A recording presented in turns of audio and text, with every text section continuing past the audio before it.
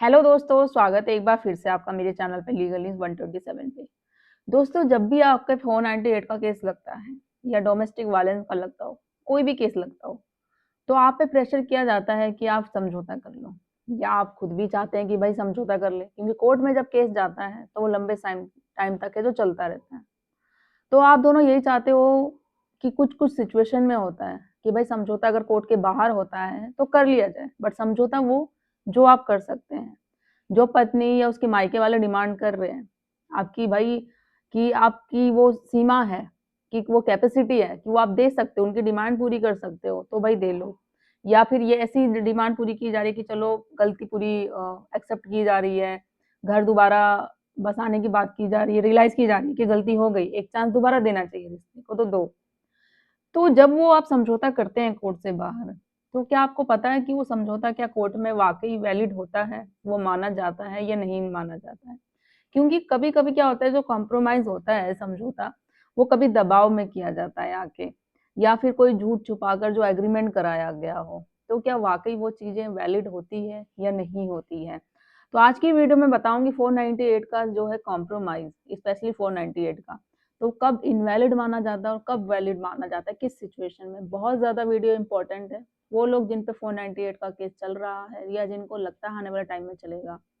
तो जब आप इस सिचुएशन में समझौता करते हैं, तो वो चीज़ें कब वैलिड मानी जाती है कोर्ट में, कब नहीं मानी जाती है। तो ये जानना आप लोगों के लिए बहुत ज़रूरी है। वीडियो में एंड तक बने रहिएगा। चैनल पे नए जुड़े हैं तो चैनल को लाइक करिए, शेयर करिए, सब्सक्राइब करना बिल्कुल ना भूलिए। साथ ही बेल आइकन दबाइए ताकि आपको टाइम-टाइम से मेरे वीडियो की नोटिफ़िकेशन सबसे पहले मिलती है। और मैंने आप लोगों को ये भी कहा था कि आप मेरे चैनल को जॉइन करिए, क्योंकि जितने जल्दी जॉइन करोगे उतने आपके लिए फ़ायदा होगा। क्योंकि आप जैसा चाहोगे कि भाई पर्टिकुलर टॉपिक पे मुझे वीडियो चाहिए, जिस तरीके से आप डिमांड करोगे तो उस बेस पे मैं आपके लिए वीडियो बना के लाऊँगी। तो जॉइन करो ज़्यादा से ज़्यादा 300 टारगेट है कि 300 फैमिली मेंबर मेरे जॉइन कर सकें, तो अच्छा रहेगा। तो चलो बात करते हैं कि सुप्रीम कोर्ट की अभी जो लेटेस्ट गाइडलाइंस आई है 2026 में कि 498 के बेस में जब कॉम्प्रोमाइज़ हम करते हैं, वो किस-किस क्राइटेरिया में जाता है? कौन-सी ऐसी सिचुएशन है, कौन-सी बात होती है जिनको हमें ध्यान में रखना चाहिए कि जब भी हम समझौता करते हैं, वो चीज़ें ध्यान में रख के ही आपको समझौता करना चाहिए, नहीं तो आगे जाके आप बहुत पछताओगे, फिर बोलोगे ये चीज़ें क्या हो गई, मैंने तो समझौता कर लिया। तो और भी बहुत सारी चीज़ें होती हैं। तो कौन-सी गाइडलाइंस है और साथ ही साथ मैं आपको कुछ ऐसे 3-4 जजमेंट भी बताऊँगी, जो आपको बहुत काम करेगी, वो आपके केस में बहुत काम आएँगी। तो बात करते हैं पहले कि सुप्रीम कोर्ट सी कौन-सी गाइडलाइन और जो सबसे कॉमन मिस्टेक जो आप लोग करते हैं, जो वो नहीं करना चाहिए। कुछ 3-4 पॉइंट्स हैं, सब मैं बताऊँगी, ध्यान से सुनिएगा, नहीं समझ में आती दोबारा सुन लीजिएगा वीडियो और आप जैसे जो लोग पीड़ित हैं, आपके घर में हो, रिलेशन में, फ्रेंड सर्कल में, वहाँ तक मेरी वीडियो ज़रूर शेयर करिए।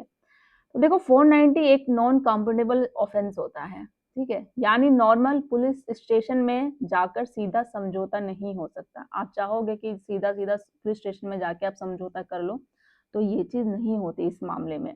लेकिन सुप्रीम कोर्ट ने पावर दी है हाई कोर्ट को सेक्शन 482 सीआरपीसी के तहत केस क्वैश करने की, मतलब खत्म करने की। सुप्रीम कोर्ट ने पावर सिर्फ हाई कोर्ट को दी है कि 482 के तहत सीआरपीसी केस को जो 498 का केस है वो खत्म किया जा सकता है। तो इम्पोर्टेंट जो जो मैं अब जजमेंट बताऊंगी, इसमें 3 जो जजमेंट बता रही हूँ, ध्यान से सुन लेगा। स्क्रीन पे मैं होता है तो मैं अपडेट कर दूंगी या मैं सबसे बेस्ट रहेगा मैं डिस्क्रिप्शन में उनके नेम हैं जो कर दूंगी, आप गूगल पे नॉर्मली जाके उनको मिल जाएगा, डाउनलोड कर सकते हैं। क्योंकि देखो 3 जजमेंट है, मैं एक साथ नहीं दे सकती हूँ पीडीएफ इनकी, आप नॉर्मल गूगल पे केस की फाइल करोगे तो आपको पीडीएफ मिल जाएगा। तो पहला है ज्ञान सिंह वेस स्टेट ऑफ पंजाब जो 2012 में आया था, नरेंद्र सिंह वेस स्टेट ऑफ पंजाब जो 2014 का जजमेंट है, और state of MP Lakshmi Narayan 2019 का है ये। अब इन केस में कोर्ट ने क्या बताया था, कॉम्प्रोमाइज कब एक्सेप्ट होगा और कब रिजेक्ट होगा, इन तीनों जजमेंट में ये क्लियर कर दिया था कोर्ट ने। 498 कॉम्प्रोमाइज इनवैलिड कब होता है, सबसे बड़ा क्वेश्चन यही है। तो जो इसके पॉइंट होते हैं अच्छे से सुन लीजिएगा, 3-4 पॉइंट है इसके कि कब इनवैलिड माना जाता है। जब आप समझौता तो आप अपने हिसाब से कर लिया होता है, बट आपको पता नहीं है कि वो समझौता नहीं हुआ होता है, आगे जाके उसको वो आपके लिए और रिस्की बन जाता है। तो कौन-कौन से पॉइंट है जो आपको ध्यान रखने हैं, वो चीज़ों को लेके ही आपको समझौता करना है। तो पहला है जब कंप्रोमाइज जब करते हो प्रेशर या थ्रेट में हुआ हो, होता है ना कि आप पे दबाव बनाते हैं, आपको डराते धमकाते हैं कि भाई कर ले नहीं तो तेरे पे हम और केस मार देंगे, ये कर देंगे, तुझे झूठे केसों में फंसा देंगे, तेरी जॉब को खतरा कर देंगे, तुम्हारे माँ बाप को प्रेशर देना, धमकियां देना। तो जब ये ऐसी चीजें होती हैं, तो अगर पत्नी ने बाद में कहा कि समझौता दबाव में कराया गया, तो कोर्ट उसे मान्य नहीं करेगी, चाहे पत्नी कहती है या पति कहता है, तो वो कोर्ट उसको नहीं मानती है उस समझौते को। सेकंड, जब सीरियस इंजरी या क्रूरल्टी प्रूव हो, अगर केस में server physically injury, medical evidence और रिपीटेड क्रूरल्टी हो तो कॉम्प्रोमाइज रिजेक्ट हो सकता है। अगर पत्नी ने या पति ने किसी के साथ भी वो चीजें हो कि उसने कोर्ट में प्रूव कर दिया हो कि हमारे साथ मेरे साथ 498 सच में हुआ है, कि ये फिजिकल इंजरी हुई है, वो सारी चीजें दिखा रही है, कोर्ट में प्रूव कर दिया हो, तो वो सारी उस चीजों में होता है ये कॉम्प्रोमाइज भी रिजेक्ट हो सकता है। आपने तो हिसाब से कर लिया बट कोर्ट नहीं मानती है ऐसे सिचुएशन में। थर्ड होता है जब सोसाइटी इम्पैक्ट इन्वॉल्व हो, डाउरी, डेथ, सुसाइड अटेम्प्ट जैसे मैटर में कोर्ट पब्लिक इंटरेस्ट देखती है, तो ये चीजों में भी कॉम्प्रोमाइज नहीं होता है इनवैलिड। जब कंपनसेशन अनफेयर हो, सिंबॉलिक या फोर्सफुली फिक्स अमाउंट को कोर्ट इनवैलिड मान सकती है। पांचवा है जब एफआईआर फैक्ट गलत या छुपाए गए हो, फॉल्स स्टेटमेंट, बाकी आपका कोर्ट को कॉम्प्रोमाइज रिजेक्ट करने का स्ट्रॉन्ग रीजन देता है। होता है ना कि केस तो लगा दिया 498 का, बट जो एविडेंस है, वो सारी चीजें हैं, बातें हैं, स्टेटमेंट, वो सारी चीजें छुपाई हुई है एग्जैक्टली, मतलब जो होता है झूठे है, जैसे कि आज की डेट में केस चल रहे हैं, सबूत की मांग में मांगा जाए तो जीरो, वो 498 में कोई अलग स्टेटमेंट दे रही है, डीवी में अलग दे रही है, मेंटेनेंस में और कुछ दे रही है, तो वो चीजें जाहिर हो रही है कि ये साफ झूठ केसेस है, फॉल्स केसेस लगाए जा रहे हैं। तो और जब कॉम्प्रोमाइज किया जाता है तो वो चीजों को बाद में जब ये कोर्ट देखती है कि फॉल्स स्टेटमेंट है, सारी फॉल्स है, कोई भी एविडेंस कुछ भी नहीं है, तो वो रिजेक्ट समझौता माना जाता है कोर्ट की तरफ से। तो ये चीजें हैं। अब बात करते हैं कॉम्प्रोमाइज कब वैलिड होता है, कब माना जाता है, कौन सी कंडीशन होती है जिस सिचुएशन में है, जो सेम आपको ध्यान रखना चाहिए कि हाँ भाई ये चीजें हमें करके जब ये कॉम्प्रोमाइज है तो समझौता माना जाएगा। कोर्ट कॉम्प्रोमाइज तब एक्सेप्ट करती है जब नंबर 1 मैटर ट्रूली मैट्रिमोनियम हो, ठीक है, पार्टीज वॉलेंट्री एग्री करें, दोनों पार्टी एग्री करती है, नो सीरियस क्रिमिनल एलिमेंट हो, रिटन स्टेटमेंट हो एंड स्टेटमेंट कोर्ट के सामने रिकॉर्ड हो।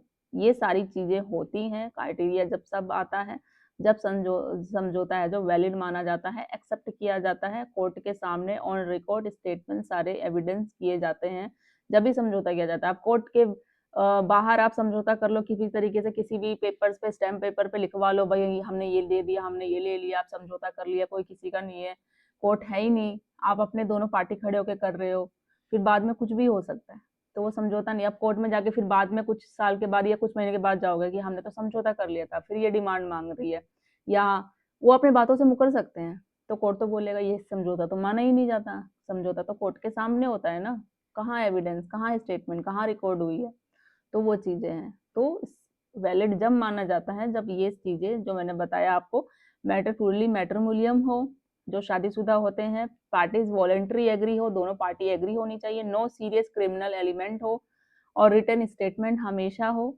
और स्टेटमेंट कोर्ट के सामने रिकॉर्ड हो, तो ये कंडीशन में है जो कंप्रोमाइज वो माना जाता है।